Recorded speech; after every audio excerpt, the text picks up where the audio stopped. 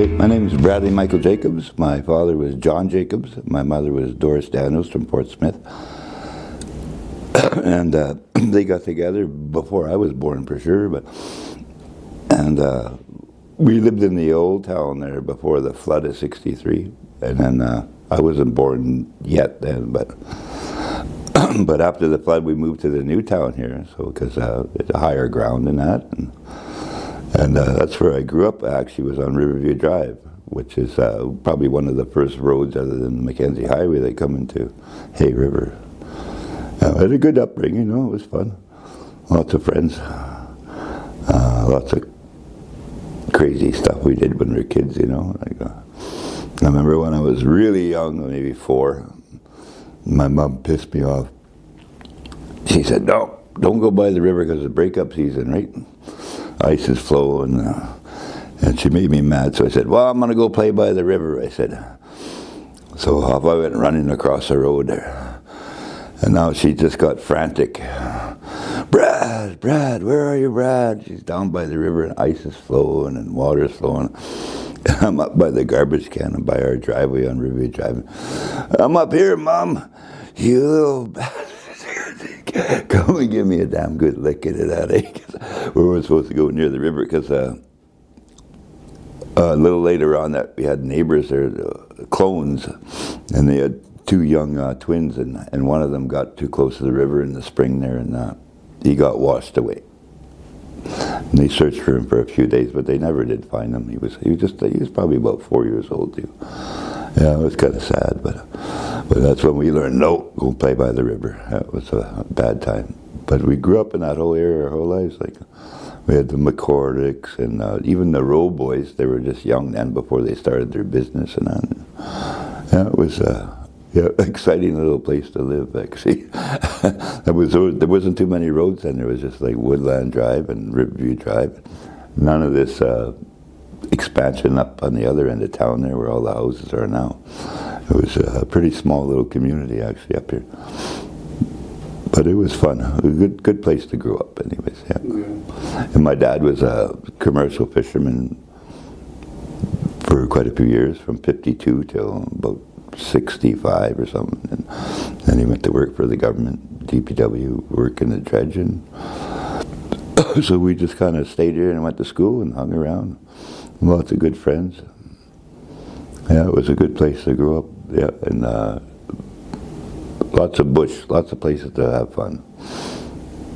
Here? Yeah, I was born in '63 in the old town.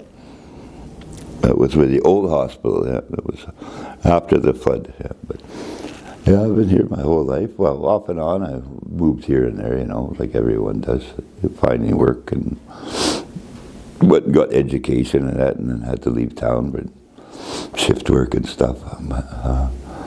But I'm back now.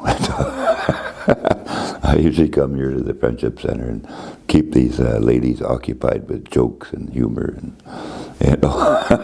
keep them young. That's what they say, keep them young. I think, well, one of my favorite things I used to do is when I was younger, since my dad was a fisherman, I used to, every day after school, I'd grab my fishing tackle and head off to, where the bridge crosses the old town there.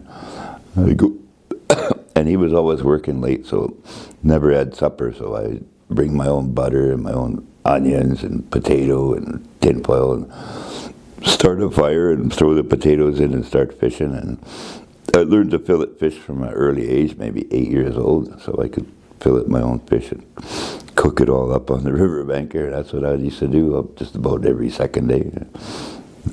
My favorite meal, pickerel. Pickerel and butter and onions, yeah. So you said that you learned how to fillet fish. Did you learn that on your own? Nope, my dad taught me. Like, he got sick of filleting my fish. I would go out every day and catch fish, right? So I'd bring home about 6 or 7 pickerel, and he just got off work. Now he's tired. He doesn't want to clean fish.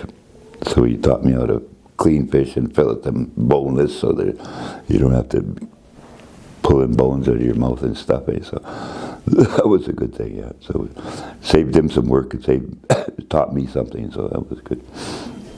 So you said you went down to the river and did some fishing.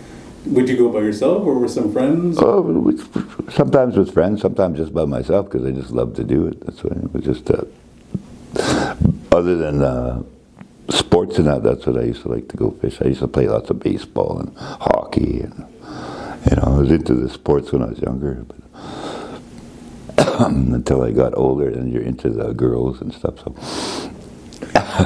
So you said that you played baseball. Did you play at the ball field when it was here? Yeah, with Don Wright Ballpark. Yeah, me and my friend Franklin Goche, he was my back catcher. Yeah, we played here. What were the peewees and bantams and that? Yeah, fastball for young people though. But it's a little 11-inch ball, smaller ball, fit your hand better. But yeah, we've won a couple of championships together and that.